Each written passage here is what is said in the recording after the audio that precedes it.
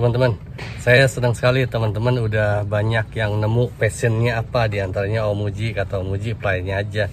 Karena kalau kita kan sampai sekarang kita kayak kuat yang kita terbangin aja. Ya kebanyakan ya bikinan luar kan. Jadi kita kalau kata Pitagoras, para filsuf dulu juga, ya kita dengan kondisi yang ada tapi kita terus harus bisa survive dan maju ke depan begitu. Itu yang penting. Jadi teman-teman kalau udah ketemu passionnya apa, misalnya teman-teman yang passionnya nerbangin drone, ya silakan lanjutkan. Yang senengnya ngoprek kayak Om Adil, Om pilot keriting, ya silakan lanjutkan, monggo gitu. Yang penting kita enjoy, karena passion itu pada dasarnya penderitaan, tapi kita bisa happy gitu. Nah di sini saya mau sampaikan, dalam kondisi bagaimanapun sulitnya kita harus bisa maju ya. Saya dari kemarin juga nanya ke teman-teman, ada kan mahasiswa terus anak SMK yang pada praktek di kantor saya. Kata saya, kamu kondisi ke depan pede apa enggak? Dibilang pede Pak, cemungut. Wah mantap, bagus. Saya senang, cuman saya secara pribadi, saya kalau dalam posisi saya ini udah tua loh. Saya udah 50 tahun, dan saya merasa hidup ke depan tuh bukannya makin mudah, tapi makin susah. Iya, kalau memang kelihatnya teman-teman misalnya sekarang kan makanan bisa pakai GoSend, GoFood segala macam gitu kan. Apa-apa tinggal pakai pinjem, pakai apa namanya, pinjaman online. Tapi akibatnya itu resikonya besar. Einstein pernah bilang, pada suatu saat kamu akan dihadapkan pada kondisi anak-anaknya itu timbul dari generasi-generasi idiot, generasi kalau sekarang bilangnya generasi strawberry ya, yang survivalnya lemah banget, gampang banget nyerah gitu loh. Kenapa bisa begitu? Gini, saya jelaskan begini, teman-teman yang tadinya pede, setelah dapat penjelasan saya jadi ngelamun. Gini penjelasan saya teman-teman ya. Coba teman-teman lihat kondisinya, kondisi sekarang itu coba lihat. Dari jumlah penduduk aja, waktu saya masih remaja, jumlah penduduk itu cuma 120 juta jiwa. 120 juta jiwa itu sedikit. Karena saya ingat waktu saya SMA, saya mau kuliah, tapi saya mau kerja dimanapun saya yakin bisa. Tingkat kepedean saya itu besar sekali, makanya saya dari dulu, dari SMA udah pacaran. Saya waktunya kawin, saya kawin. Anak-anak sekarang kan pada takut kawin. Kenapa? Karena memang pusing kan, punya pacar, kepengennya banyak, sekali ngejajanin 400.000 dia pakai kartu kredit, wah pusing gitu. Jadi yang pertama dari jumlah penduduk, sekarang kan banyak kita lulusan kuliahan aja gak pada kerja. Itu jumlah penduduk. Yang kedua, lapangan kerjanya di kita itu makin hari itu turun, karena kan sekarang kan apa-apa pakai mesin, apalagi nanti pakai AI gitu kan ke depan gitu. Jadi lapangan kerja itu kita turun. Bayangin, jumlah penduduk makin tinggi tapi lapangan kerja turun, makanya orang makin sikut-sikutan, makin banyak kebokis gitu kan.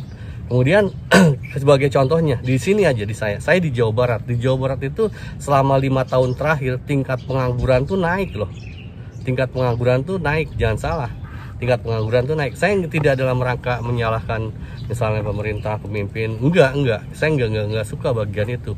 Kita jangan suka nyalahin orang. Kalau menurut pandangan saya ya secara pribadi, kalau ada rakyat nyalahin pemimpinnya, itu sama kayak istri nyalahin suaminya. Lah, kalau berdasarkan penelitian juga nih, orang-orang perempuan yang selingkuh itu awal-awalnya gara-gara curhat. Curhatnya gimana? Curhat istri orang nih, curhat ke lelaki.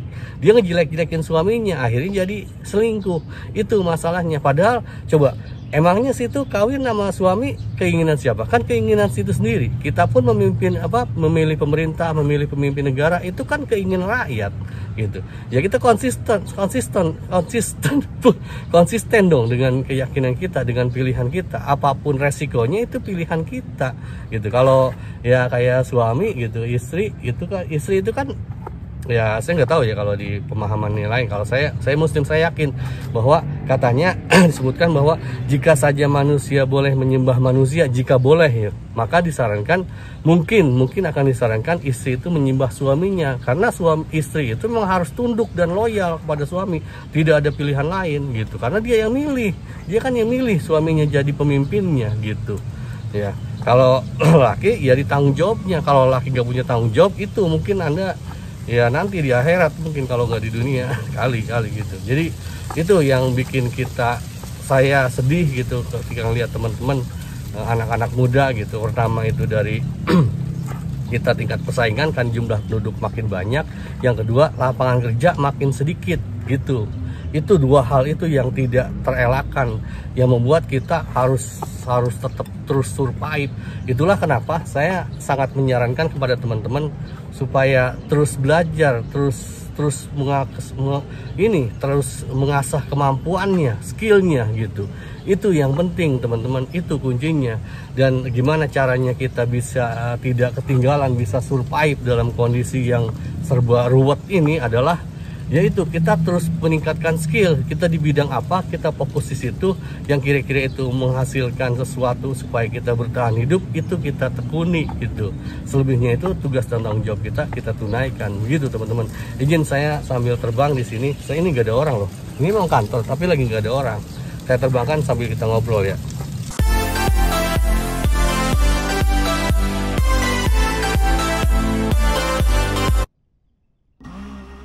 Saya terbangkan drone saya sambil sambil ngobrol ya. Ini pada dasarnya mungkin teman-teman juga ngerasa kalau saya ganggu kan, saya tripis pin di sini. Mungkin ungkapan-ungkapan saya itu perlu pemikiran dan perlu pemikiran yang mendalam ya, karena emang susah untuk dimengerti mungkin, karena orang tuh kalau belum ngalamin susah untuk paham teman-teman. Misalnya begini, saya sering contohkan bahwa kalau kita ngobrolin ke anak gadis kita, jangan suka pulang malam, ntar bunting loh. Dia tuh nggak bakalan ngerti sebelum dia ngalamin sendiri. Kalau dia udah ngalamin, baru dia ngerti. Itu sayangnya manusia itu untuk paham itu perlu proses, perlu pengalaman gitu. Itu bagian itu susah gitu. Cuman gini, salah satu caranya supaya kita bisa lebih cepat memahami hidup adalah kita ngedengerin orang-orang yang udah pengalaman. Dan kita mikirin secara logika, itu masuk akal gak omongan orang itu. Kalau kira-kira masuk akal, ya didengerin. Kalau Anda misalnya anak gadis, Anda kan nggak percaya kalau pacar Anda tiba-tiba membuntingin, nggak tanggung jawab. Tapi segala kemungkinan itu bisa terjadi teman-teman. Jadi kalau yang sayang ke Anda, ke perempuan gitu kan, orang tuanya. Siapa lagi kalau bukan orang tua yang sayang anaknya gitu. Jadi dengerinlah gitu. Itu yang penting ya. Kemudian teman-teman mungkin sering ngeliat ya, waktu saya dulu ngasih giveaway, saya disalah-salahin katanya gara-gara dikasih giveaway sama saya kuat jadi hilang. Kata Om Tanto Prihatanto juga, Om yang salah karena gara-gara Om jadi orang kehilangan drone. Kan saya ngasih, saya ngongkosin gitu, tapi saya yang salahin. Ya begitulah gitu. Kemudian teman-teman juga mungkin ingat waktu saya menguraikan bahwa kalau untuk hobi drone itu dari awalnya kita hobi drone mainan tuh kayak anak SD, hobi drone aerial tuh kayak anak SMP, hobi drone ini EPP kayak anak SMA. Banyak yang komentar katanya, wah ini yang model gini pengen disebut suhu ini katanya gitu. Loh, saya nggak ada niatan pengen disebut suhu apa segala macam. Saya udah tua, saya nggak ada keinginan untuk dihormatin orang. Penghormatan atau enggak itu kan dari kebenaran kita. Kalau kita benar dengan sendirinya, orang akan menghormati kita. Kalau kita ngibulin orang mulu, ya orang nggak bakalan lah menghormatin kita biar gimana pun gitu kan. Kemudian waktu teman-teman mungkin ingat waktu quad saya nyebur tuh hilang sama DJI actionnya waktu di Sungai Citarum tuh, ada yang komentar katanya, wah ini menghibur banget gitu, seneng banget ngelihat drone hilang gitu. Ya iyalah, saya bilang orang tuh kalau ngelihat orang menderita paling seneng. Manusia tuh pada umumnya kan kayak gitu, paling seneng kalau kita ngelihat penderitaan orang lain gitu. Pas saya ngomong begitu, dia ininya lain lagi gitu kan. Terus dari sekian banyak teman-teman saya ngelihat respon itu dan komentar saya, siapa yang belain? Gak ada kan gitu ya. Terima kasih teman-teman yang udah gabung di channel ini. Saya juga ngerti sih teman-teman posisinya ya, nggak mau ribut lah, nggak mau masalah. Tapi coba lihat kalau kita kondisi orang disudutkan, dibully gitu, dan kita membiarkan, berarti kita samanya kali gitu ya. Ya itulah gitu dalam hal seperti itu kita harus tetap berpositif thinking kepada orang lain. Saya juga kan di akhir video saya selalu sebutkan kunci husnul khotimah itu kita berbaik sangka kepada orang. Kita mau dihina, kita mau disalah-salahin, walaupun kita benar, ya kita disudutkan, dibully apa segala macam, nggak apa-apa. Yang penting niat kita. Entah pada akhirnya Tuhan yang menentukan kita benar atau enggak, bukan manusia. Ketika kita berbuat baik ke orang, itu bukan urusan kita dengan orang itu, tapi gimana kita nanti di hadapan Tuhan mempertanggungjawabkannya gitu. Itu teman-teman ya, teman-teman ya, saya mohon maaf loh atas segala kadang-kadang saya kalau ngomong kan semaunya aja, seenak udelnya, seceplas-ceplos gitu kan. Mungkin ya banyak salah, bukan mungkin, manusia itu memang gudangnya salah. Kalau kata Einstein gitu, orang yang nggak pernah salah itu sebenarnya orang yang nggak ngapa-ngapain, kerjanya cuma nunggu-nunggu orang melakukan, ketika orang melakukan dia nyalahin kan gitu. Orang tuh nggak bisa nyalahin orang lain kalau kita nggak tahu mana yang benar. Jadi kalau kita nyalahin orang, secara rumusnya kita harus tahu dulu yang benar tuh yang kayak gimana. Itu yang kita sampaikan, begitu.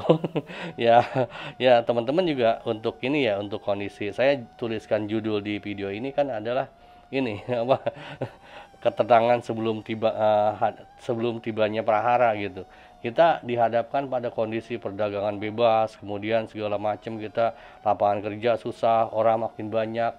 Tapi kita dalam kondisi seperti itu kita harus tetap usaha gitu, karena bagaimanapun kalau kita nggak usaha, salahnya tetap di kita begitu. Memang karakter kita itu memang gimana nanti, gimana entar, gimana kumabrehna gitu, kata orang Prancis mah perapatan Ciamis gitu. Tapi nggak bisa begitu, kita tuh nggak bisa menyandarkan nasib kita kepada orang lain. Kita sendiri yang paling bertanggung jawab yang atas kelakuan kita lah. Memang teman-teman juga mungkin lihat, kita mah orang jangankan dalam kondisi bencana, si bom aja orang pada jualan cuanki, jualan bakso gitu. Kita mah santai banget gitu. Tapi ya jangan begitulah. Intinya kita bagaimanapun kita terus usaha. Saya ingat ungkapan katanya, dalam kondisi bagaimanapun, kalau kita bisa berlari ya lari, kalau nggak bisa lari ya jalan, kalau nggak bisa jalan ya merangkak pun nggak apa-apa.